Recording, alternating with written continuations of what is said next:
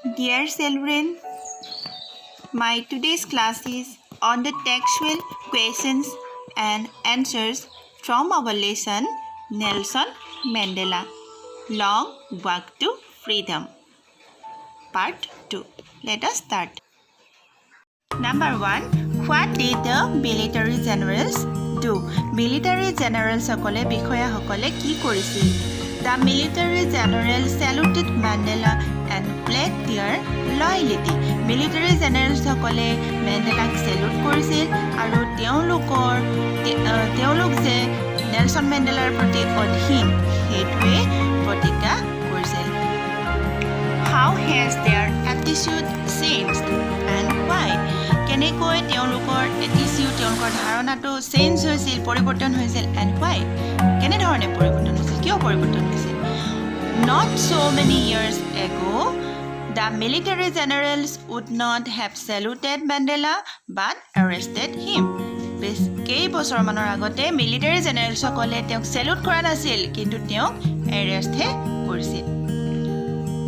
But now they changed their attitude because they had to show their loyalty to the new government. এতিয়া they changed their attitude. তেওঁলোকৰ মনোভাৱটো তেওঁলোকে পৰিৱৰ্তন কৰিছিল. কিয় পৰিৱৰ্তন কৰিছিল? Because they had to show their loyalty. কাৰণ তেওঁলোকৰ বৈশ্যতা স্বীকাৰ কৰিবলগীয়া হৈছিল দেখাবলগীয়া হৈছিল to the new government. নতুনকৈ যিখন চৰকাৰ গঠন হৈছিল সেই চৰকাৰৰ প্ৰতি তেওঁলোক যে অধীন সেইটো দেখাব লগা হৈছিল. Next, why were two national anthems sung? তাতে দুটা নেশ্যনেল এন্থেম গোৱা হৈছিলে.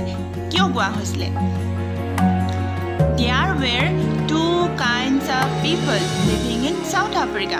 South Africa দুটা ধৰণৰ মানুহ আছিল. So two national anthems were sung. সেইটো কাৰণে দুটা নেশ্যনেল এন্থেম তাতে গোৱা হৈছিল. One by the whites and other by the blacks. এটা ৰাষ্ট্ৰীয় সংগীত গাইছিল হোৱাইট সকলে আৰু আনটো গাইছিল ব্লেক সকলে. তাতে যিহেতু শ্বেতবৰ্ণৰ ব্যক্তি আছিল আৰু নিগ্ৰো ব্যক্তি আছিল ব্লেক কালাৰৰ আৰু গতিকে দুই ধৰণৰ ব্যক্তি সকলে দুটা ৰাষ্ট্ৰীয় সংগীত তাতে গাইছিল. Next question. How does Mandela describe the systems of government in his country? তেওঁৰ দেশখনৰ সাউথ আফ্ৰিকাৰ যিখন গভৰ্ণমেণ্ট চৰকাৰ সেই চৰকাৰখনৰ চিষ্টেম কেনেকুৱা আছিল? মেণ্ডেলাৰ মতে মেণ্ডেলাই কেনেকৈ বৰ্ণনা কৰিছে যে তেওঁৰ চৰকাৰখন কেনেকুৱা? In the first decade of the 20th century, বিংশ শতিকাৰ প্ৰথম দশকত কেনেকুৱা আছিল? সেইটো প্ৰশ্ন তেওঁ কেনেকৈ সুধিছে আৰু কেনেকৈ তেওঁ সেইটো বৰ্ণনা কৰিছিল.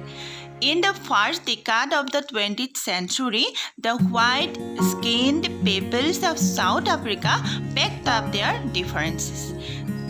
প্ৰথম দশকত মানে ডিকাড মিনছ 10 বছৰ প্ৰথম 10 বছৰ শতিকাটোৰ প্ৰথম 10 বছৰত বগা ছালৰ ব্যক্তিসকলে তেওঁলোকে পেকড আপ কৰিছিল সৃষ্টি কৰিছিল তেওঁলোকৰ মাজৰ ডিফাৰেন্স মানে বগা আৰু কলাসকলৰ মাজৰ ডিফাৰেন্স তেওঁলোকে সৃষ্টি কৰিছিল. And erected a system of racial domination against the dark-skinned peoples of their own land. তেওঁলোকৰ নিজৰ জেগাতে নিজৰ দেশতে তেওঁলোকে ডাৰ্ক স্কিন পিপুলবোৰৰ বিৰুদ্ধে তেওঁলোকে ৰেচিয়েল ডমিনেশ্যন চিষ্টেম এটা ইৰেক্ট কৰিছিল. ইৰেক্ট মানে সৃষ্টি কৰা. ৰেচিয়েল ডমিনেশ্যন ৰেচিয়েল মানে জাতিগত ডমিনেশ্যন মানে দমন. জাতিগত দমন তেওঁলোকে কৰিছিল. কাক কৰিছিল? বগা ছালৰ ব্যক্তিসকলে কলা ছালৰ ব্যক্তিসকলক তেওঁলোকে দমন কৰিছিল আৰু তেনেকুৱা এটা চিষ্টেম প্ৰথম দশকত তেওঁলোকে নিজে সৃষ্টি কৰি লৈছিল. The structure they erected formed the basis of one of the harshest, most inhuman societies in the world ever known. The structure তেওঁলোকে যিটো ষ্ট্ৰাকচাৰ কৰি লৈছিলে যিটো ষ্ট্ৰাকচাৰ মানে মিনছ গঠন they erected তেওঁলোকে ইৰেক্ট কৰিছিল. ইৰেক্ট কৰা মানেও গঠন কৰা. ফৰ্ম মানে যিটো তেওঁলোকে আকৃতি দিছিল যিটো ষ্ট্ৰাকচাৰ তেওঁলোকে গঠন কৰিছিল সেইটো হৈছিল দ্য বেচিছ অফ সেইটো নিৰ্ভৰ কৰিছিল দ্য হাৰ্চেষ্ট আটাইতকৈ বেছি কষ্টকৰ most inhuman অমানৱীয় ছ'চাইটি এখন সমাজ সৃষ্টি হৈছিল যিখন দ্য ৱৰ্ল্ড এভাৰ ন'ন গোটেই পৃথিৱীয়ে জানিছিল যে আটাইতকৈ হাৰ্চেষ্ট আটাইতকৈ inhuman. Now, in the final decade of 20th century, বিংশ শতিকাৰ শেষৰ দশকতনো কি হৈছিল?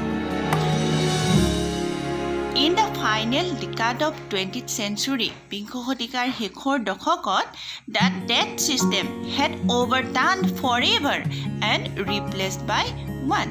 সেই চিষ্টেমটো সেই পদ্ধতিটো পৰিৱৰ্তন হৈছিল চিৰদিনৰ কাৰণে আৰু তাৰ বদলি এটা নতুন এটা চিষ্টেম ৰিপ্লেচ কৰা হৈছিল। That recognized যিটোৱে স্বীকৃতি দিছিল the rights অধিকাৰক স্বীকৃতি দিছিল and freedoms আৰু স্বাধীনতাক স্বীকৃতি দিছিল of all peoples সকলো মানুহৰে regardless of the color of their skin তেওঁলোকৰ স্কিন যিয়ে হওক নহওক হোৱাইটে হওক বা ব্লেকে হওক। What does courage mean to Mandela? মেণ্ডেলাৰ কাৰণে কাৰেজৰ অৰ্থনো কি? কাৰেজ মিন্স সাহস।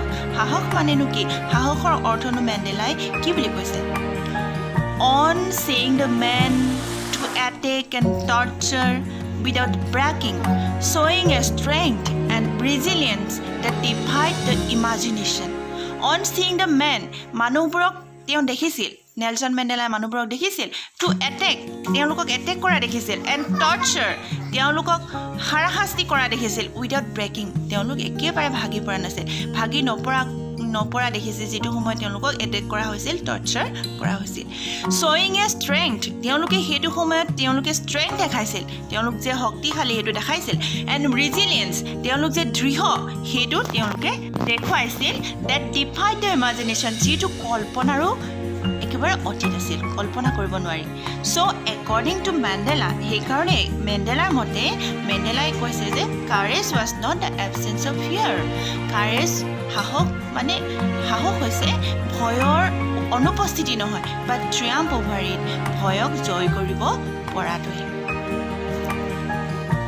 Next which does he think is natural to love or to hate লাভ মানে ভাল পোৱা হেট মানে ঘৃণা কৰা কোনটো ইয়াৰ ভিতৰত এই দুইটাৰ ভিতৰত কোনটো হৈছে নেচাৰেল আৰু সেইটো নেচাৰেল বুলি ভাবিছে Nelson মেণ্ডেলাই Mandela thinks the loves come more naturally to human heart than hates. Nelson Mandela ভাবিছে যে মানুহৰ অন্তৰলৈ naturally আহে loves ভাল পোৱা ভাৱটো প্ৰাকৃতিকগতভাৱে আহে than hates ঘৃণাৰ তুলনাত So love is natural সেইকাৰণে হৈছে ভাল পোৱাটো প্ৰাকৃতিক আশা কৰিছোঁ তোমালোকে বুজি পাইছা তোমালোকে ট্ৰাই কৰিবা কুৱেশ্যন এনচাৰখিনি পঢ়িবা পঢ়ি লৈ বুজি পাবলৈ চেষ্টা কৰিবা So for today thank you